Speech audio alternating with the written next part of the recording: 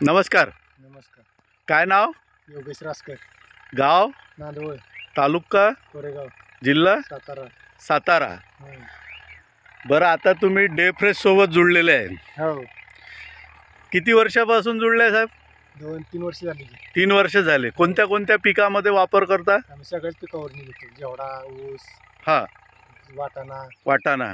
सगळ्या पिकं आम्ही घेतो. आणि आता हे टमाट्याची लागवड आहे तुमची. हो, कधी लागवड केलेली होती? काहीतरी 12 डिसेंबर हे असेल, फेब्रुवारी.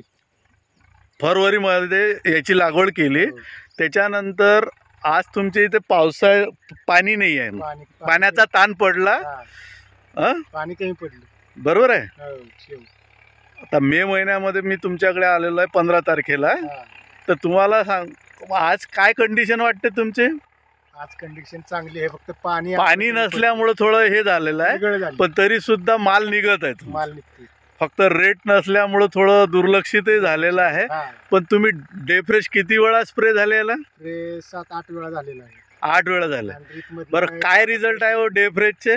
चांगला आहे. फुटवं चांगली आहे ती. हां, फुलकळी भरपूर निघते. बरं. सगळे व्यवस्थित आहे. आणि माल चांगला माल निघतो, फ्रेश दिसते, चकाकी पाना चकाकीपणा. आज एवढा ताणही असताना तुमचा माल चालू आहे. चांगला आहे. हो, म्हणजे आता रेट नसल्यामुळं तुम्ही डे फ्रेश मारून सोडून देता का? हो, डेस्पीस मारू सोडून मारत राहता डे फ्रेश.